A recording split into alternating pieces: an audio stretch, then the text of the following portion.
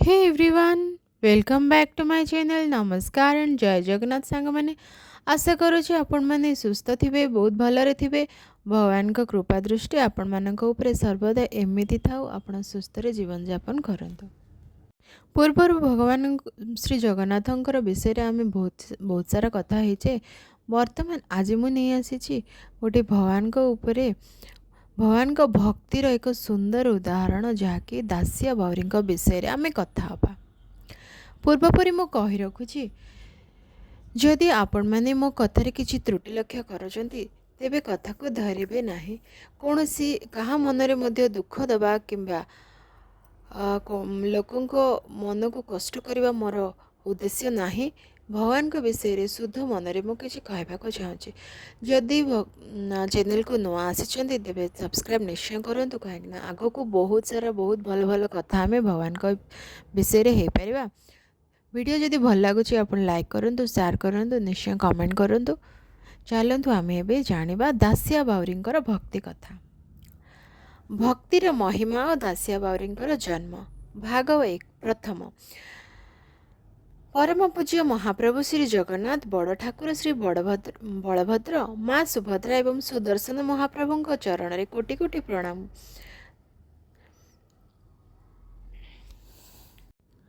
दासिया बाउरी विषय आम आज कथा हवा।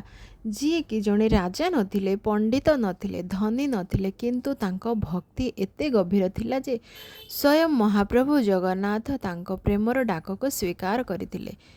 से भक्त हेले दासिया बाहुरी। भक्ति कौन? आमे अनेक समय भाबू भक्ति माने बड़ यज्ञ, बड़ मंदिर, बहुत धनरे पूजा, किंतु शास्त्र अन्य कथा कहे। भगवान श्री कृष्ण श्रीमद् भगवद गीतारे कहिसंते, पत्रम पुष्पम फलम त्वयं जामे भक्त्याम प्रयच्छते। अर्थात जे भक्ति रे सहित गोटे पत्र किंबा गोटे पुष्प, गोटे फल किंबा अल्प पानी अर्पण करे, मु ताकु प्रेमर सहित ग्रहण करे। एही श्लोकर जीवंत उदाहरण हेउचंती दासिया बाउरी। दासिया जीवन लोक प्रचलित कथा अनुसार दासिया बाउरी एक ओडिशार एक साधारण ग्राम रे बास करुथिले, जार कि ना बाली गाँ। से अत्यंत गरीब परिवार रे जन्मग्रहण करथिले, जहाँकि लोक माने दिन मजूरी करी लोक माने निजर परिवार को चलन करुथिले। तांको पाखरे सुना नथिला, धन नथिला, जमी नथिला, किंतु तांकर हृदय थिला एक अमूल्य धन, जहाँकि भगवान श्री जगन्नाथंकर अतूट प्रेम थिला, भक्ति थिला। सकाळे उठिबा मात्रे से कहूथिले जय जगन्नाथ, काम करिबा बेले जय जगन्नाथ, भोजन पूर्वर जय जगन्नाथ, शोइबा पूर्वर जय जगन्नाथ। तांको पई जय जगन्नाथ कथा केवल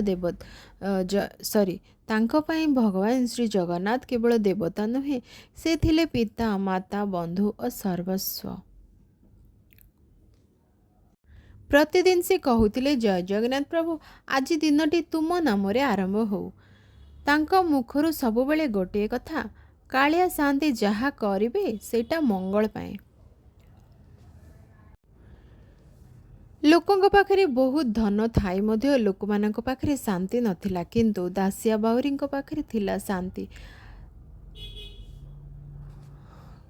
कारण से भगवान कर नाम को वस्तुत्व भाव में ग्रहण करी रखिछंती, सर्वदा नाम जप करती। एही भागरू आमे शिक्षा पाइबा जे सत्य भक्ति धन रे नुहे, हृदय रे थाए। भगवानंकर नाम जीवन को बदलाई पारे। दिनर आरंभ ईश्वर को स्मरण कले मन रे शांत हुए। द्वितीय भाग रे जानिबा आमे दासिया बाउरी किपरि महाप्रभुंक प्रति आहुरी गभीर भक्त हेले, तांको जीवनर संघर्ष कौन रहितिला। एही सब अद्भुत घटना तांको जीवनर दिग बदलाई देथिला। दरिद्रता नुहे, भक्ति ही सर्वश्रेष्ठ धन। आमे जानिलु जे दासिया बाउरी जने गरीब मनीष थिले, जहाँकि किंतु तांको हृदय रे भगवान को स्मरण थिला। से जहार हृदय रे भगवान को स्मरण नहीं, से प्रकृत रे गरीब। जहार हृदय रे भगवान को पई भक्ति अछि, प्रेम अछि, से केबे निस्व नुहे। दासिया प्रतिदिन परिश्रम करुथिले, माटी रे काम करुथिले, घाम झराउथिले, जेतिकी मिलुथिला सेतिकी संतुष्ट रहुथिले। से केबे कहूनथिले जे प्रभु तुमे काहेकि मते गरीब कल, बरम से कहूथिले प्रभु तुमे मते जहा देछ सेटा तुमर प्रसाद। आमे एथिरु जानिबा जे मनीष निज पाखरे समस्त धन संपत्ति थिले मध्य दुख आसिले से भगवान को प्रश्न करे कि कहीं दुख आसिला प्रभु, किंतु दासिया बाहुरी दुख आसिले मध्य भगवान को धन्यवाद जनाउथिले। ଏହା ହିଁ ଭକ୍ତିର ପ୍ରଥମ ପଦକ୍ଷେପ ଥିଲା। ଅଭିଯୋଗ ନୁହେଁ, କୃତଜ୍ଞତା ଜ୍ଞାପନ କରନ୍ତୁ। ପୁରୀ ଦର୍ଶନର ଆକାଂକ୍ଷା କିପରି ଥିଲା?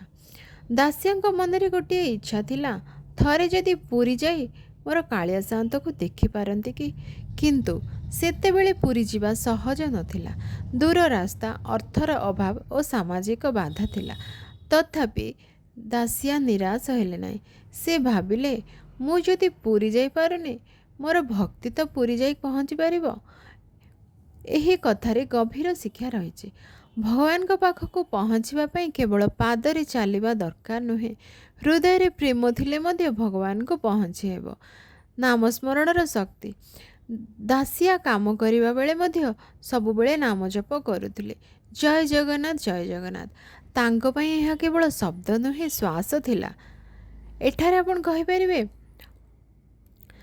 ମାଛ ପାଣି ବିନା ମାଛ ଯେମିତି ବଞ୍ଚିପାରେ ନାହିଁ, ସେହିପରି ଭକ୍ତି ବିନା ଭଗବାନଙ୍କ ମଧ୍ୟ ଶାନ୍ତି ନାହିଁ। ଏହି ଭାଗରେ ଆମେ ଶିକ୍ଷା ପାଇବା ଯେ ଦରିଦ୍ରତା ପାପ ନୁହେଁ, ଅହଙ୍କାର ପାପ। ଈଶ୍ୱରଙ୍କୁ ଦୋଷ ନ ଦେଇ ତାଙ୍କୁ ଧନ୍ୟବାଦ ଦେବା ଆମେ ଜାଣିବା। ନାମସ୍ମରଣ ହେଉଛି ଭକ୍ତିର ସବୁଠାରୁ ସହଜ ପଥ। ଭଗବାନ ହୃଦୟର ଭାବକୁ ଦେଖନ୍ତି, ବାହ୍ୟ ଧନକୁ ନୁହେଁ। ତୃତୀୟ ଭାଗରେ ଆମେ ଜାଣିବା ଦାସିଆ ବାଉରୀଙ୍କର ଭକ୍ତି କଥା ବିଷୟରେ।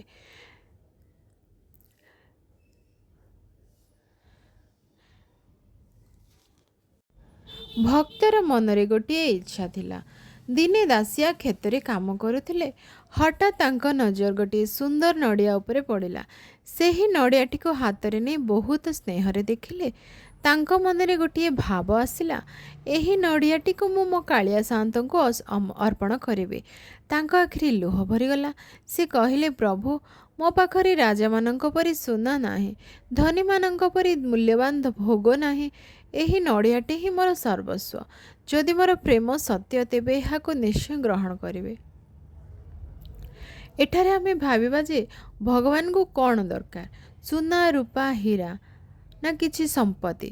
ଭଗବାନ କେବଳ ଭାବ, ଭକ୍ତିର, ହୃଦୟର ପ୍ରେମ ଚାହୁଁଛନ୍ତି। ଯେଉଁଠାରେ ପ୍ରେମ ଅଛି ସେଠାରେ ପରମାତ୍ମା ନିଶ୍ଚୟ ଅଛନ୍ତି। ଯେଉଁଠାରେ ଅହଙ୍କାର ଅଛି ସେଠାରେ ଈଶ୍ୱର ରୁହନ୍ତି ନାହିଁ।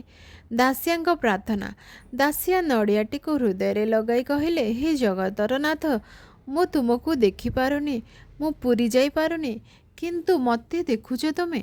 ଏହି ନଡ଼ିଆଟି ମୋର ପ୍ରେମର ପ୍ରତୀକ, ଏହାକୁ ଆପଣ ଗ୍ରହଣ କରନ୍ତୁ। ଏଠି ଆମେ ଜାଣିବା ଭକ୍ତିର ଭାଷା ମୁଖର ନୁହଁ, ହୃଦୟର। ଠିକ୍ ସେହି ସମୟରେ କିଛି ଦିନ ପରେ ଜଣେ ବ୍ରାହ୍ମଣ ପୁରୀ ଶ୍ରୀମନ୍ଦିର ଦର୍ଶନ ପାଇଁ ସେହି ରାସ୍ତା ଦେଇ ଯାଉଥିଲେ। ଦାସିଆ ତାଙ୍କୁ ଦେଖି ଦୌଡ଼ି ଆସିଲେ। ନମ୍ରତାର ସହ ପ୍ରଣାମ କରି କହିଲେ, ମହାଶୟ, ଆପଣ ପୁରୀ ଯାଉଛନ୍ତି କି? ବ୍ରାହ୍ମଣ କହିଲେ, ହଁ, ମୁଁ ମହାପ୍ରଭୁଙ୍କୁ ଦର୍ଶନ କରିବାକୁ ଯାଉଛି। ଦାସିଆଙ୍କ ଆଖି ଆନନ୍ଦରେ ଭରିଗଲା। ସେ କମ୍ପିତ ହାତରେ ନଡ଼ିଆଟି ବ୍ରାହ୍ମଣଙ୍କୁ ଅର୍ପଣ କରି କହିଲେ, ମହାଶୟ, ଏହା ମୋର କାଳିଆ ସାଆନ୍ତଙ୍କ ପାଇଁ, ଦୟାକରି ମୋ ପକ୍ଷରୁ ଅର୍ପଣ କରିଦିଅନ୍ତୁ। ବ୍ରାହ୍ମଣଙ୍କ ମନରେ ସନ୍ଦେହ। ବ୍ରାହ୍ମଣ ନଡ଼ିଆଟି ନେଲେ, କିନ୍ତୁ ମନରେ ଭାବିଲେ, ଏତେ ଲୋକ ମହାମୂଲ୍ୟବାନ ଭୋଗ ନେଇକି ଆସନ୍ତି, ଏହି ସାଧାରଣ ନଡ଼ିଆକୁ କିପରି ଅର୍ପଣ କରିବେ? ସେ ନଡ଼ିଆଟିକୁ ନେଇ ପୁରୀ ଅଭିମୁଖେ ଚାଲିଗଲେ। ଦାସିଆ ସେଠି ଠିଆ ହୋଇ ଦୁଇ ହାତ ଯୋଡ଼ି କେବଳ ଗୋଟିଏ କଥା କହିଲେ, ହେ ଜଗନ୍ନାଥ, ଏବେ ସବୁ ତୁମ ଇଚ୍ଛା। ଏଠି ଆମେ ଜାଣି ରଖିବା, ଭଗବାନଙ୍କୁ କିଛି ଅର୍ପଣ କଲାବେଳେ ତାହାର ମୂଲ୍ୟ ବଡ଼ ନୁହେଁ, ତା ପଛରେ ଥିବା ପ୍ରେମ ଆଉ ଭକ୍ତି ହିଁ ସବୁଠୁ ମୂଲ୍ୟବାନ। ଏକ ଧନୀ ଲୋକ ଲକ୍ଷେ ଟଙ୍କା ଦାନ କରିପାରେ, କିନ୍ତୁ ଜଣେ ଗରିବ ଯଦି ନିଜ ଦିନର ଏକ ବେଳର ଭୋଜନ ଭକ୍ତିରେ ଅର୍ପଣ କରେ, ଭଗବାନ ସେହି ଭକ୍ତିକୁ ଅଧିକ ମୂଲ୍ୟ ଦେଇପାରନ୍ତି। ଏଇଠି ଆମେ ଶିକ୍ଷା ପାଇବା ଯେ ଭକ୍ତିରେ ବସ୍ତୁର ମୂଲ୍ୟ ନୁହେଁ, ଭାବର ମୂଲ୍ୟ। ଭଗବାନଙ୍କୁ ଦିଆଯାଇଥିବା ଛୋଟ ଅର୍ପଣ ମଧ୍ୟ ମହାନ ହୋଇପାରେ। ଯେତେବେଳେ ଆମେ ସବୁକିଛି ଈଶ୍ୱରଙ୍କୁ ସମର୍ପଣ କରୁ ସେତେବେଳେ ତାଙ୍କ କୃପାର ଦ୍ୱାର ଖୋଲିଯାଏ। ବର୍ତ୍ତମାନ ଜାଣିବା ଚତୁର୍ଥ ଭାଗ, ଶ୍ରୀମନ୍ଦିରରେ ଅଦ୍ଭୁତ ଲୀଳା, ମହାପ୍ରଭୁଙ୍କ ଦିବ୍ୟ ଆହ୍ୱାନ କଥା ବିଷୟରେ। ଏହି ଭାଗର ମୂଳ ଘଟଣା ଓଡ଼ିଶାର ଲୋକ ପ୍ରଚଳିତ ଦାସିଆ ବାଉରୀ କଥା ଉପରେ ଆଧାରିତ, ଯାହାକି ଆମେ କଥା ହୋଇଥିଲେ। ବ୍ରାହ୍ମଣ ନଡ଼ିଆଟିକୁ ନେଇ ପୁରୀ ଅଭିମୁଖେ ଯାତ୍ରା କଲେ। ଶ୍ରୀକ୍ଷେତ୍ରରେ ପହଞ୍ଚିବା କିଛି ଦିନ ଯାତ୍ରା ପରେ ସେ ପୁରୀରେ ପହଞ୍ଚିଲେ। ଶ୍ରୀମନ୍ଦିରର ନୀଳଚକ୍ରକୁ ଦେଖି ସେ ପ୍ରଣାମ କଲେ। ସିଂହଦ୍ୱାର ଦେଇ ଭିତରକୁ ପ୍ରବେଶ କଲେ। ଶଙ୍ଖ, ଘଣ୍ଟ, ମୃଦଙ୍ଗ ଧ୍ୱନିରେ ସମଗ୍ର ପରିବେଶ ଭକ୍ତିମୟ ହୋଇ ଉଠୁଥିଲା। ଶ୍ରୀ ଜଗନ୍ନାଥ, ବଳଭଦ୍ର ଓ ସୁଭଦ୍ରାଙ୍କ ଦିବ୍ୟ ଦର୍ଶନ କରି ତାଙ୍କ ମନ ଆନନ୍ଦରେ ଭରିଗଲା। ବ୍ରାହ୍ମଣଙ୍କର କ'ଣ ଭୁଲ ହୋଇଗଲା? ସେ ସମୟରେ ତାଙ୍କ ମନକୁ ଦାସିଆ ବାଉରୀଙ୍କ ନଡ଼ିଆ କଥା ମନେ ପଡ଼ିଲା। କିନ୍ତୁ ସେ ପୁଣି ଭାବିଲେ, ଏଠାରେ ରାଜାମାନଙ୍କର ସୁନାର ଭୋଗ ଅଛି, ବଡ଼ ବଡ଼ ଅର୍ପଣ ଆସୁଛି, ଏହି ସାଧାରଣ ନଡ଼ିଆକୁ ଏବେ ଅର୍ପଣ କରିବା ଦରକାର କ'ଣ? ସେହି ନଡ଼ିଆଟିକୁ ସେ ନିଜ ପାଖରେ ରଖିଦେଲେ। ଏଠି ମଣିଷର ସ୍ୱଭାବ ଦେଖନ୍ତୁ। ଆମେ ପ୍ରାୟତଃ ଲୋକମାନଙ୍କର ସାମାଜିକ ସ୍ଥିତି ଦେଖି ତାଙ୍କ ଭକ୍ତିକୁ ମାପିବାକୁ ଚେଷ୍ଟା କରୁ, କିନ୍ତୁ ଭଗବାନ ସେପରି କରନ୍ତି ନାହିଁ। ମହାପ୍ରଭୁଙ୍କର ଅଦ୍ଭୁତ ଲୀଳା ଅନ୍ୟତମ। ସେତେବେଳେ ଗୋଟିଏ ଅଲୌକିକ ଘଟଣା ଘଟିଲା। ମହାପ୍ରଭୁଙ୍କ ସେବା ସମୟରେ ଉପସ୍ଥିତ ସେବକମାନେ ଅନୁଭବ କଲେ ଯେ ମହାପ୍ରଭୁଙ୍କର ଇଚ୍ଛା ଅନ୍ୟ କିଛି ଅଛି। ହଠାତ୍ ଗର୍ଭଗୃହରୁ ଦିବ୍ୟବାଣୀ ଶୁଣାଗଲା, ମୋର ଦାସିଆ ବାଉରୀ ପଠାଇଥିବା ନଡ଼ିଆଟି କେଉଁଠି ଅଛି? ପ୍ରଥମେ ସେଇଟା ମୋତେ ଦିଅ। ବ୍ରାହ୍ମଣମାନେ ଏହି କଥା ଶୁଣି ଆଶ୍ଚର୍ଯ୍ୟଚକିତ ହୋଇଗଲେ। ବ୍ରାହ୍ମଣ ଜଣକ ଭାବିଲେ, ମୁଁ ତ କାହାକୁ କହିନଥିଲି, ଏଇଟା କିପରି ସମ୍ଭବ ହେଲା? ଭଗବାନ କିପରି ଜାଣିପାରିଲେ? ସେ କାନ୍ଦି କାନ୍ଦି ନଡ଼ିଆଟିକୁ ଅର୍ପଣ କଲେ। ସେ ବୁଝିଗଲେ ଭକ୍ତକୁ ଲୋକେ ଚିହ୍ନନ୍ତି କି ନାହିଁ, କିନ୍ତୁ ଭଗବାନ ନିଶ୍ଚୟ ଭାବରେ ଚିହ୍ନନ୍ତି। ବ୍ରାହ୍ମଣ ଏଠି ଅନୁତପ୍ତ ଅନୁଭବ କଲେ। ବ୍ରାହ୍ମଣଙ୍କ ଆଖିରେ ଲୁହ ଆସିଗଲା। ସେ କାନ୍ଦି କାନ୍ଦି କହିଲେ, ପ୍ରଭୁ, ମୁଁ ଦାସିଆଙ୍କ ଭକ୍ତିକୁ ବୁଝିପାରିଲି ନାହିଁ। ମୁଁ ବସ୍ତୁକୁ ଦେଖିଲି, ଭକ୍ତିକୁ ନୁହେଁ, ମୋତେ କ୍ଷମା କର। ସେ ସଙ୍ଗେ ସଙ୍ଗେ ନଡ଼ିଆଟିକୁ ଅର୍ପଣ କଲେ। ଲୋକ ପ୍ରଚଳିତ କଥା ଅନୁସାରେ କୁହାଯାଏ ଯେ ମହାପ୍ରଭୁ ସେହି ଭକ୍ତିଭରା ଅର୍ପଣକୁ ଆନନ୍ଦରେ ଗ୍ରହଣ କରିଥିଲେ। ଏହି କାହାଣୀର ମୂଳ ବାର୍ତ୍ତା ହେଉଛି, ଭଗବାନଙ୍କ ଦରବାରରେ ଧନର ପରିଚୟ ନୁହେଁ, ଭକ୍ତିର ପରିଚୟ ଚାଲେ। ରାଜାଙ୍କ ସୁନାର ଥାଳି, ଗରିବଙ୍କ ଗୋଟିଏ ନଡ଼ିଆ, ଯଦି ଦୁହିଁରେ ସମାନ ପ୍ରେମ ଥାଏ, ତେବେ ଭଗବାନ ଉଭୟକୁ ସମାନ ଭାବରେ ଗ୍ରହଣ କରନ୍ତି। ଆମେ ଯଦି ଏଠି ନିଜକୁ ପ୍ରଶ୍ନ କରିବା ଯେ ଭଗବାନଙ୍କୁ ଆମେ କେବଳ ଭଲ ପାଇକି ଅର୍ପଣ କରୁଛୁ ନା କେବଳ ପ୍ରଥା ପାଇଁ? ଆମେ କେବେ କୌଣସି ଗରିବ ଭକ୍ତିକୁ ଛୋଟ ବୋଲି ଭାବିଛୁ କି? ଯଦି ଆପଣମାନେ ଏ ବିଷୟରେ କିଛି କହିବାକୁ ଚାହୁଁଛନ୍ତି, କମେଣ୍ଟ କରିକି ନିଶ୍ଚୟ କହିପାରିବେ। ଏହି ଭାଗର ଶିକ୍ଷା ହେଉଛି ଯେ ଭଗବାନଙ୍କୁ କୌଣସି କଥା ଲୁଚି ରହେ ନାହିଁ। ସତ୍ୟ ଭକ୍ତିକୁ ଭଗବାନ ସ୍ୱୟଂ ସମ୍ମାନ ଦିଅନ୍ତି। କାହାର ଭକ୍ତିକୁ ତାଙ୍କ ସାମାଜିକ ସ୍ଥିତି ଦେଖି ବିଚାର କରିବା ଉଚିତ ନୁହେଁ। ନମ୍ରତାକୁ ଭକ୍ତିକୁ ମହାନ କରେ, ଅହଙ୍କାର ଭକ୍ତିକୁ କ୍ଷୀଣ କରେ। ପଞ୍ଚମ ଭାଗରେ ଆମେ ଜାଣିବା ଦାସିଆଙ୍କ ଭକ୍ତିର ଜୟ କିପରି ହୋଇଥିଲା। ସମାଜ ପାଇଁ ମହାପ୍ରଭୁଙ୍କର ଶିକ୍ଷା କ'ଣ ରହିଛି? ଏଠି ବ୍ରାହ୍ମଣଙ୍କ ହୃଦୟର ପରିବର୍ତ୍ତନ ବିଷୟରେ କୁହାଯାଇଛି। ବ୍ରାହ୍ମଣ ବୁଝିଗଲେ ଯେ ମୁଁ ଦାସିଆଙ୍କ ଗରିବ ବୋଲି ଭାବୁଥିଲି, କିନ୍ତୁ ଭଗବାନ ତାଙ୍କୁ ନିଜର ପ୍ରିୟ ଭକ୍ତ ବୋଲି ମାନିଛନ୍ତି। ସେ ନିଜ ଭୁଲକୁ ସ୍ୱୀକାର କଲେ। ଏଠି ଆମକୁ ଶିଖାଏ ଯେ ଭୁଲ ହେବା ବଡ଼ କଥା ନୁହେଁ, ଭୁଲକୁ ସ୍ୱୀକାର କରିବା ବଡ଼ କଥା। ଦାସିଆଙ୍କର ନାମର ପ୍ରଚାର କିପରି ହୋଇଥିଲା? ଲୋକମାନଙ୍କ ମଧ୍ୟରେ ଏହି ଘଟଣା ଚର୍ଚ୍ଚା ଆରମ୍ଭ ହେଲା। ଧୀରେ ଧୀରେ ସମସ୍ତେ ଜାଣିବାକୁ ଲାଗିଲେ। ସମସ୍ତେ କହିଲେ, ଦେଖ, ମହାପ୍ରଭୁଙ୍କ ଦୃଷ୍ଟିରେ କେହି ଛୋଟ ନୁହେଁ। ଜଣେ ଗରିବ ଭକ୍ତଙ୍କ ସରଳ ଅର୍ପଣ ସମଗ୍ର ଶ୍ରୀକ୍ଷେତ୍ରରେ ଆଲୋଚନାର ବିଷୟ ହେଲା। ଏହି କଥା ଗାଁରୁ ଗାଁକୁ, ଘରରୁ ଘରକୁ ପହଞ୍ଚିଗଲା। ଆଜି ଆମେ ଲୋକମାନଙ୍କୁ ତାଙ୍କ ପୋଷାକ, ଧନ କିମ୍ବା ପଦବୀ ଦେଖି ସମ୍ମାନ ଦେଉଛୁ, କିନ୍ତୁ ମହାପ୍ରଭୁ କ'ଣ ଦେଖନ୍ତି? ସେ କେବଳ ହୃଦୟରେ ଥିବା ଭକ୍ତିକୁ ଦେଖନ୍ତି।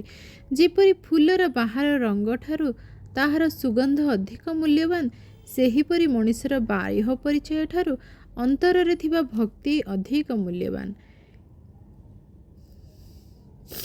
जदि किछि आमे उदाहरण भाव शास्त्रर उदाहरण को नेबा आमे सबरी कथा मन पकई परिबा। सबरी किपरि श्रीराम को सुनार थाली दे नथिले, से प्रेम चाकी चाकी बेरफल देइथिले। श्रीराम सेही फल को प्रेम ग्रहण करथिले। सेहीपरि विदुरंक घरे श्रीकृष्ण राजभोग छाड़ी सरल आतिथ्य को ग्रहण करथिले। दासिया बाउरींकर नड़िया मध्य सेही भक्ति परंपरार एक सुंदर उदाहरण। षष्ठ भागरे आमे जानिबा सत्य भक्तिर स्वरूप महाप्रभुंक दृष्टि किए महान। भगवान धन नुहे भाव को देखते। शास्त्र रे कहा जायछि भावग्राही जनार्दन, अर्थात भगवान सब वस्तु को नुहे भक्तर भाव को ग्रहण करती। दासियांक नड़िया साधारण थिला, किंतु तांको प्रेम असाधारण थिला। सबरी और दासिया आपण माने रामायण रे सबरी कथा शुणी। सबरी वन रे रहुथिले। से श्रीरामंक सुनार थाली रे भोजन देई नथिले, से प्रेम रे बेरफल अर्पण करुथिले। श्रीराम सेही प्रेम को ग्रहण करथिले। सेहीपरि दासियांक नड़िया भक्त मध्य भक्तिर प्रतीक थिला। विदुरंक घरे श्रीकृष्ण मध्य दुर्योधन राजभोग प्रस्तुत करथिले, किंतु श्रीकृष्ण गले केउठी केउ? से गले विदुर घर को। काहेकि ना कारण सेठारे थिला प्रेम। भगवान का पई प्रेम सबुबेले ऐश्वर्य ठारू बड़।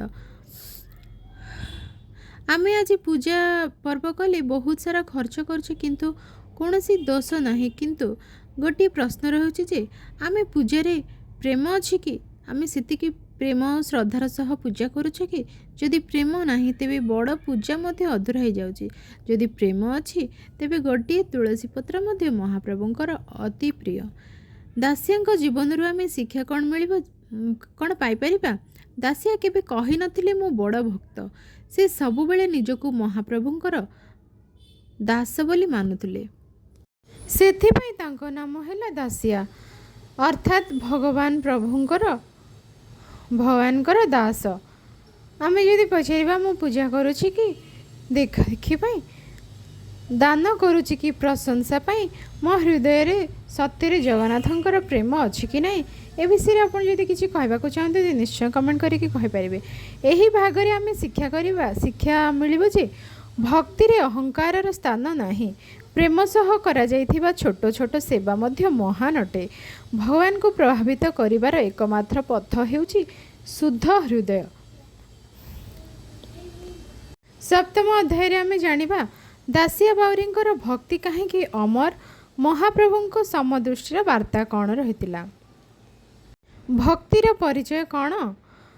एही संसार रे धन जस पदवी सबुदिन दिने ना दिने शेष हो जिवो, किंतु भक्ति हेउछि अमर। राजा मानकर नाम इतिहास पृष्ठरे रहे, किंतु भक्त मानकर नाम लोकंक हृदय रे रहे। दासिया बाउरींक पाखरे राज्य नथिला, किंतु आज मध्य तांको कथा भक्तिर सह कुहा जाए। जगन्नाथंकर एक बड़ वार्ता। महाप्रभु जगन्नाथंको पतित पावन कुहा जाए, अर्थात जी समस्तंको आपणाई नियंती।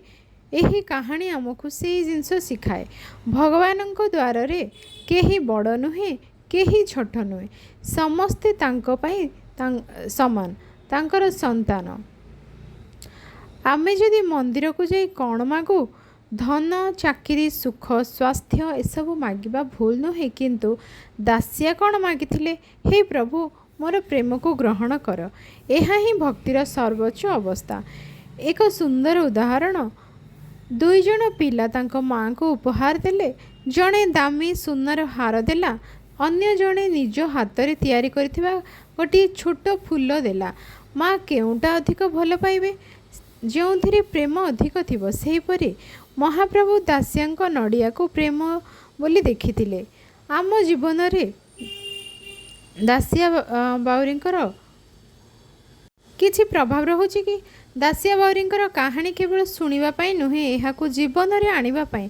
प्रतिदिन सकाळु उठी जदि आमे एक थर मध्य सत्य मन रे कहिबा जय जगन्नाथ बोली, आज समस्त काम को मु तुमको समर्पण कली, तेबे निश्चय दिने ना दिने आम जीवन बदलिबा आरंभ करिवो। जदि भगवान को प्रति भक्ति थिबो, ताले भगवान आम भक्ति को किंबा भक्ति रे किछि जदि मागिबा निश्चय भाव आशीर्वाद करेंगे।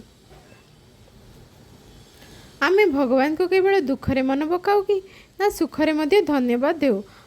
भक्तिर सरलता अच्छी कि आमे निश्चय जाना पाइबा। यही भागरे शिक्षा हेउछि भक्ति हेउछि मनुष्यर सबुठारु बड़ परिचय। महाप्रभुंक दृष्टि रे समस्ते समान।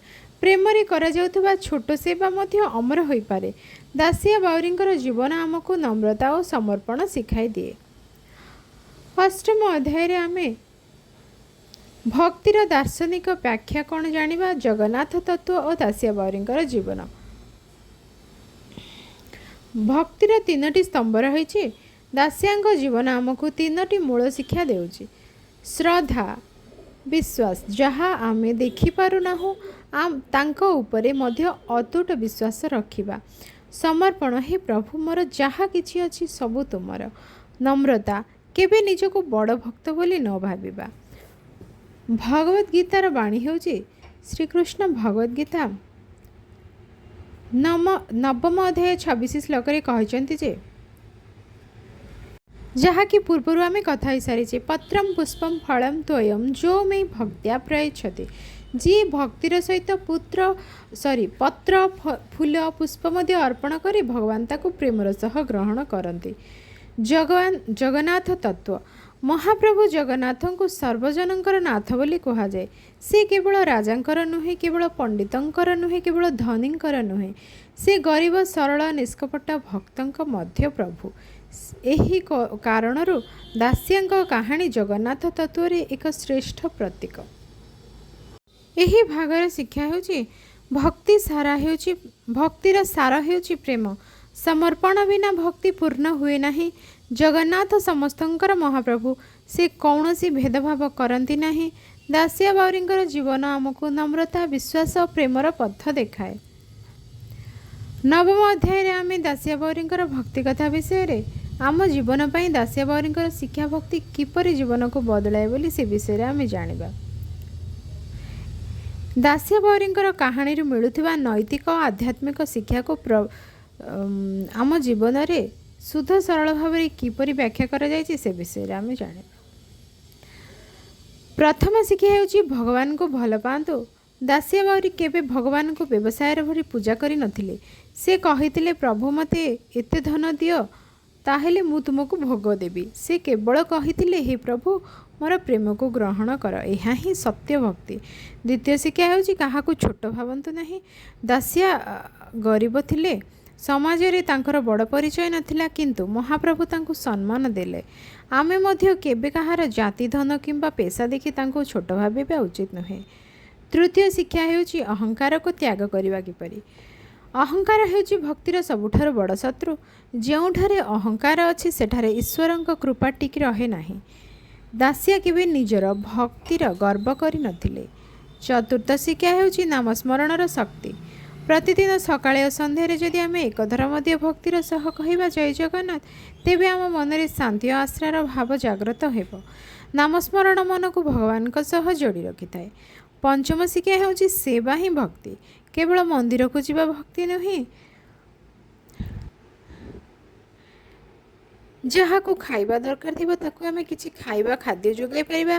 दुखी को साहाय्य करिबा, वृद्ध माता पिता सेवा करिबा, सत्य कहिबा ए सब मध्य भक्तिर अंश।